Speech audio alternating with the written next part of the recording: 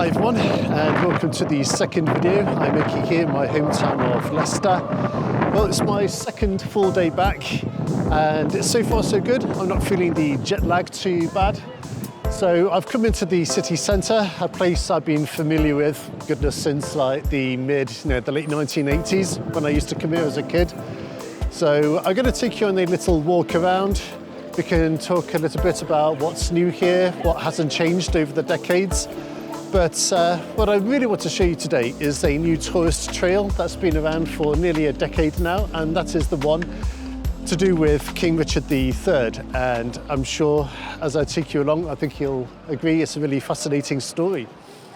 So behind me, I think this is probably the most famous, iconic landmark in the city centre, and it's called the Haymarket Memorial Clock Tower. Right. So, like I said, I've been coming here since the 1980s. When I was a primary school kid, sometimes at the weekends we would take the bus here. I'm going to do a very quick detour down this way. There's another famous landmark I want you to see, although it's not open today. It's all barricaded off. It's undergoing some kind of renovation project.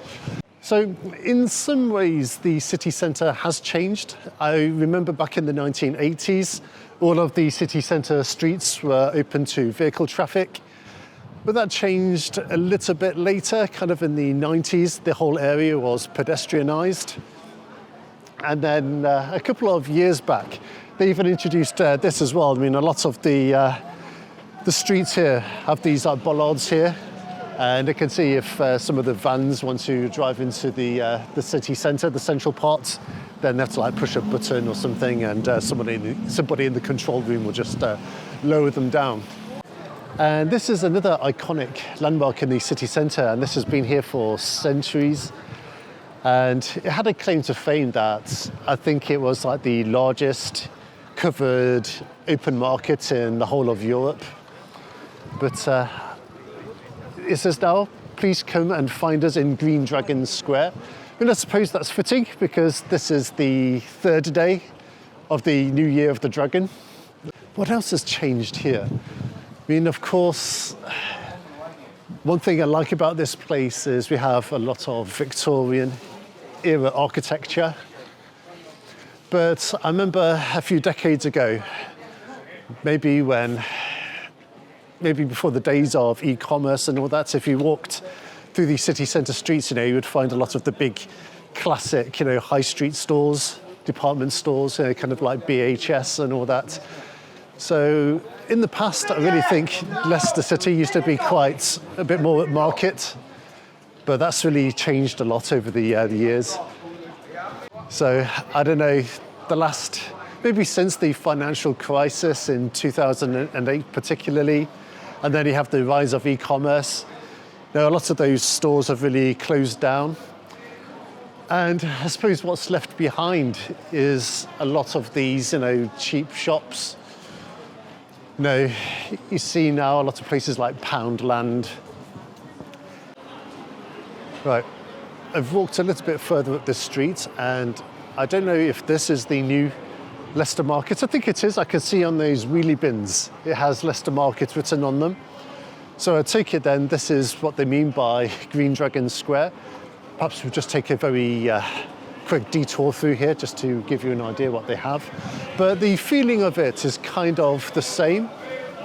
Remember in the past, it was like this. We have a lot of fruit and vegetable stalls, and then other places, other vendors that sell all kinds of stuff like, simple ornaments. I've just seen some old DVDs over there. Yeah, the sounds and the smells are more or less the same. You have the vendors shouting out, their prices. And I suppose another thing this place was famous for, in the past there was a famous footballer from England. I suppose some of you football fans who used to pay attention in the 80s and the 90s, there was a English footballer called Gary Lineker. And I think in his youth, he used to work on one of the stalls here. Obviously not in Green Dragon Square, but in the original market. So I'll just continue talking a little bit about what I think has changed here in the city centre, and then I'll start to tell you a little bit more about King Richard III. It kind of had its heyday, I think, in the 90s and the early 2000s. It used to be like really nice here, a bit more market. But like I said, I do really love the architecture up here.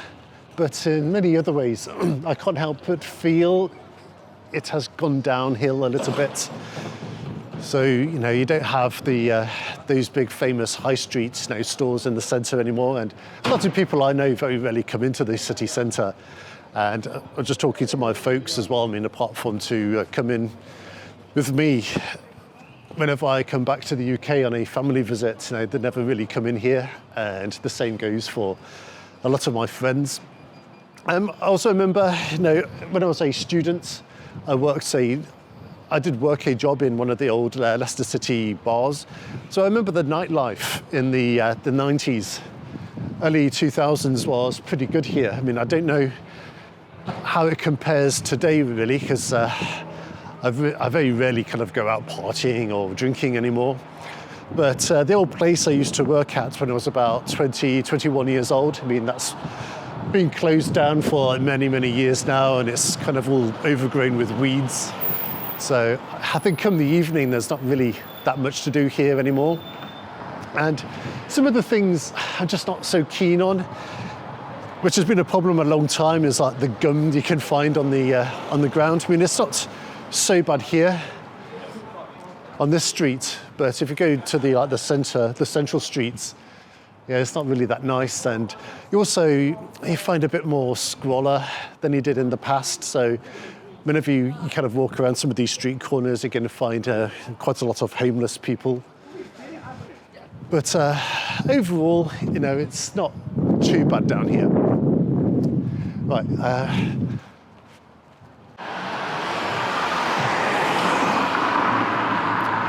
In fact, I'm going to cut through this little side street here, and then the name of this street is Friar Lane. So I think that does mean we are pretty close. Oh, I can see the cathedral up there.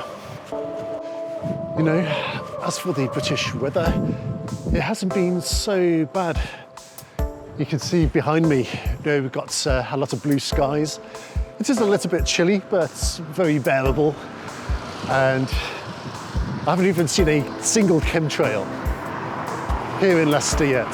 Whenever I've been here in the past, it's always been really bad for that. But so far, so good. I'm just going to show you this first. So this is Leicester Cathedral. It's undergoing a bit of a renovation at the moment, but it is still technically open. All right, so here is a statue of King Richard III. And it's got the dates 1483 to 1485. So those were the years that those are the years that Richard was King of England. Sorry? What's your YouTube channel? What's I doing? What YouTube channel? Yes, a YouTube channel, that's right. What's the YouTube channel name? It's called Trek China. Yeah? Trek China, like trekking in China. Oh. I know I'm not in China, but actually I'm just here. I'm back home on a family visit. So normally if you watch my channel, I'm like climbing mountains and doing trails in Sichuan and Chongqing and all that. Okay. Yeah, and where are you from? Nepal. Oh, Nepal? Yeah. Yeah, how long have you been in Leicester? 3 months. Oh, only 3 months? Yeah. So are you working here or just on a trip? Yeah, student. Are you a student? Yeah. Yeah. Leicester University? Devonport. Oh, De Montfort. Oh, okay. And actually, a long time ago, I went to the University of Leicester. Oh. Yeah, well, 会说中文吗? You don't look like Chinese. No, I'm actually I'm native to Leicester. Yeah, but I've lived there for 20 years. I work as a journalist with a media organisation called iChongqing. Yeah, the letter I and then Chongqing. So you're welcome to follow us on that if you're interested. Yeah, but thank you. But I'm glad you like Leicester, and yeah, please follow. Luckily, the King Richard III Visitor Centre is open. Yeah, that's kind of the emblem he uses. And then this portrait is very famous, and you can see this in many places around the city. Okay, so how much is this going to set me back? Well, a single adult? Oh yeah, £11.50. Okay, that's fine. And you don't mind me filming inside, do you? No, that's fine. That's fine, right. Press things and things like that. Oh no, sorry, it's just for my personal YouTube channel, if that's okay. So it's just telling the general story. It's purely if it's like a press release. Yeah, it's not like a commercial or media thing. Okay, that's perfect. All right.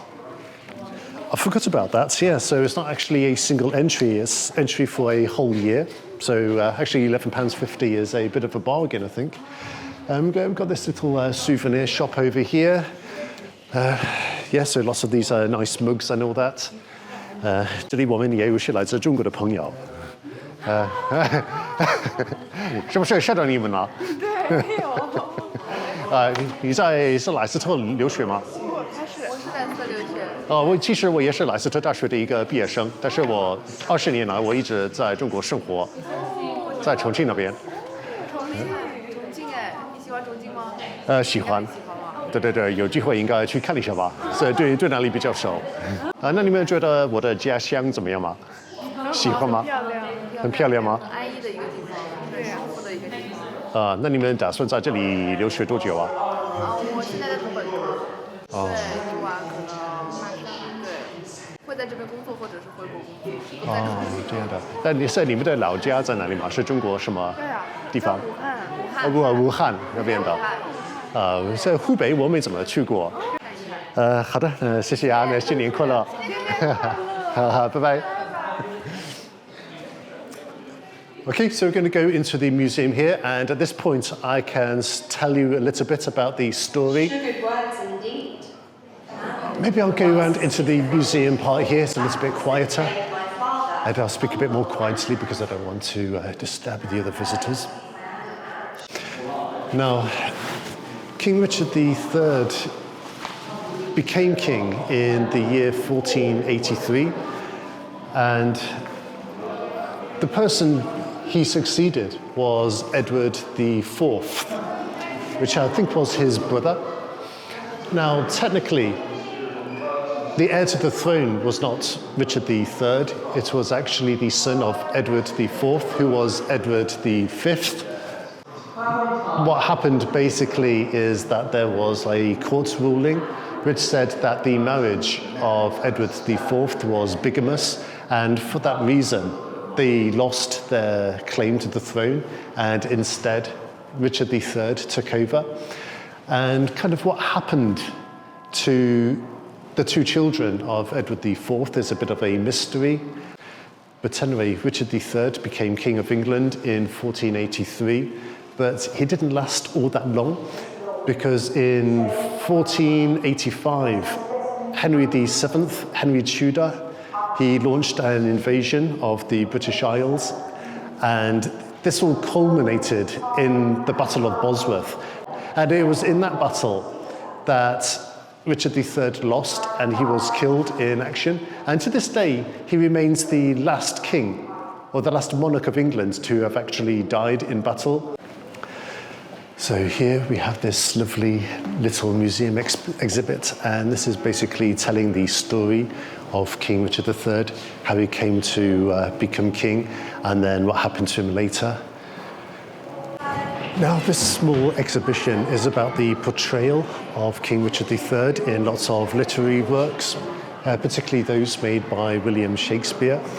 Back in the day, in order to please the Tudor royal family, Shakespeare depicted him as like an evil character.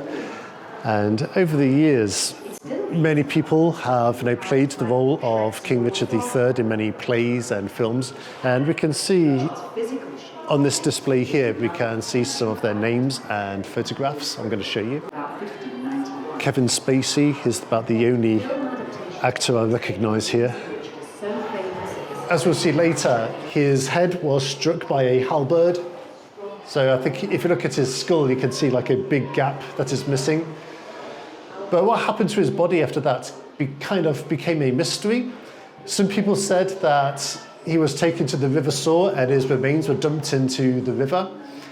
But then a lot of other historical records said he was brought into the city of Leicester and just given a very hasty and unceremonious burial. So the story really continues from 2012. Around that time, the University of Leicester, they had a survey.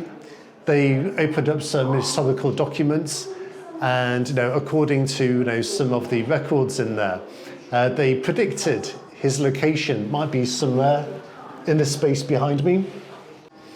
So what they did, they excavated, they applied for permission, and they excavated the car park. And at one point, they did actually find the remains of a human skeleton. So they were taken back to the University of Leicester.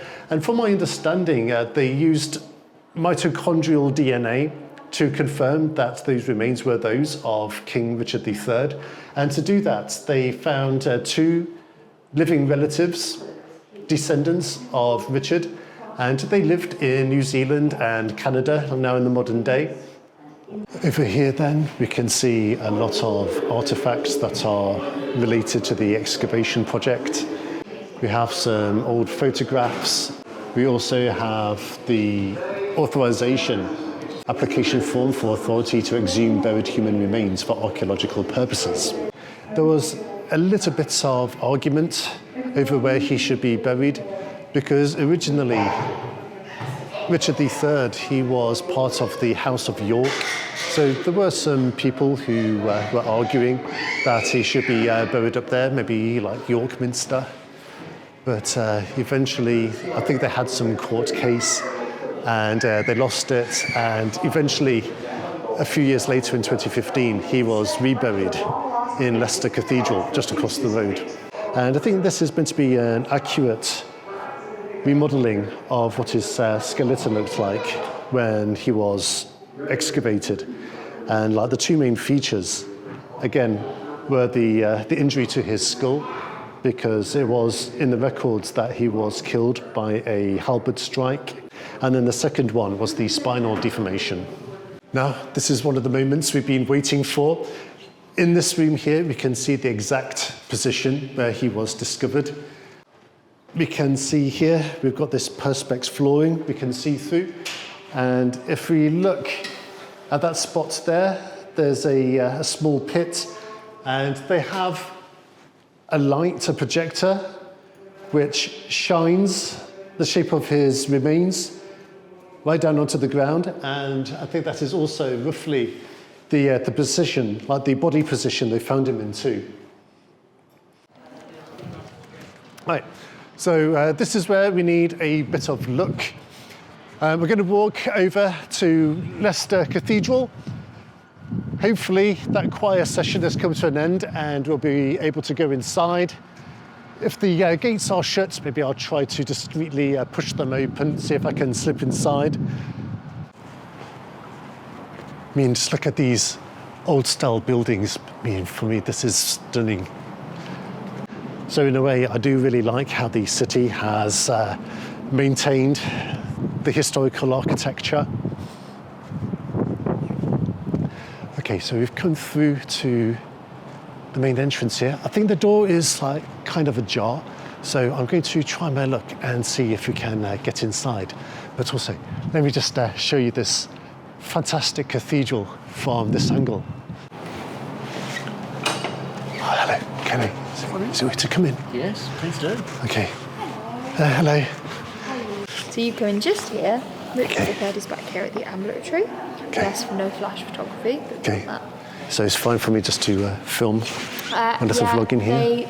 They tend to suggest when at the tomb, because obviously it is a gravesite, no selfies or anything. Oh yeah, we'll do that. That's But- okay. Yeah, I mean, the architecture here is stunning and there are so many features I love. I've always liked the stained glass windows. I mean, just the craftsmanship that has to go into those is just incredible. You know, these stone arches, and they're huge, and also the wooden ceiling. Okay, and this is a church that is still in use, so every day, most days, they're going to have these, choir services in here. Right, we've got a small chapel in here. Okay, and here it is. Okay, so here it is. I mean, this is not my first time here. I've been here on a couple of occasions, but this is the tomb, the new burial site of King Richard III. Hi. Hello, yeah, just filming a little vlog about the story of King Richard III. Yeah, so he was only like 33 years old. Yeah. 32. 32, he hadn't even like reached his birthday. That year. 32. He was killed, wasn't he? I mean, he would have probably lived a little bit longer, but in that era, people only lived around the 50s, I think. I don't think The 50s, right. Yeah. And really until he was rediscovered in 2012, it was still kind of a mystery what had happened to him. Yeah, because they said his bones were thrown into the River Soar. That was the mystery. But it turned out to be, it wasn't true, It was just like the fairy tale, Yeah. folk tale. Yeah, and I suppose another interesting part to the tale as well is, was it the same year or the year after, in 2016, like the football team of the city also won the Premier League. Yeah, I thought that was like a very interesting coincidence. Right, and his remains are actually in this tomb There here. was a lead-lined oak coffin Right. within a brick vault, about 6 feet down. Yeah, and what is the tomb made of? Is it like granite? It's made of stone? fossil limestone, Fossil limestone, right. and the plinth is made of Kilkenny marble. And also, King Richard III, he had like a saying, didn't he? The loyalty me lie, so in French. Loyalty binds me, Yeah, loyalty binds me. In Old French, Yeah. His emblem was a boar. There's a boar? Loyalty and courage. Oh, okay, so the boar is kind of His representative image- of that. Yeah, represents the things that are dear to him, loyalty Boar and next to courage. his name. Wow, and are there any other interesting facts Yeah, you can tell us about it? Represents the universal Christian symbol being the cross, and the depth of the cross represents his bones were deeply cut during battle, you see, and the incision, the depth of the cross represents how deep the wounds were from the head wounds to his head, you see. So that's why the cross has very deep, you see, because his bones were deeply cut during battle. I think, this tomb is very fitting It is, yeah. for him, yeah. It's got the great core elements of his philosophy and his identity. Yeah, I think they did a really good job with this. I did, yeah. Yeah. Okay, that's about it. So I think I'll just make a small donation again. Then we'll go outside the main door and I think we can say goodbye. Okay, thank you. Enjoy the rest of your day. Yeah, you too. Thanks. Okay, good night, bye-bye. Don't know which chapter it is, but this was stone. Yeah. Right, what's my plan for the rest of today? Well, it's about, actually they've got a clock on the side of the church. It's about 20 to 3 in the afternoon. I'm going to go to the High Cross shopping centre. I'm going to buy some clothes to take back with me to China. And then I'm going to take a slow walk back to Oadby. I could take a bus from the Haymarket, but I'm not really in a big hurry to do anything tonight. I think it might take an hour or two to walk all the way back, but I'm not really bothered about that. But anyway, I hope you enjoyed this second vlog of my journey back into the UK. If I get the chance, I'll try to do some more for you. But anyway, if you haven't already, please do subscribe, leave your comments. I'd love to get a bit more interaction going. And fingers crossed, I'll be able to bring you more from Trek China meets Leicester. Okay, so thanks a lot, and I'll catch you next time.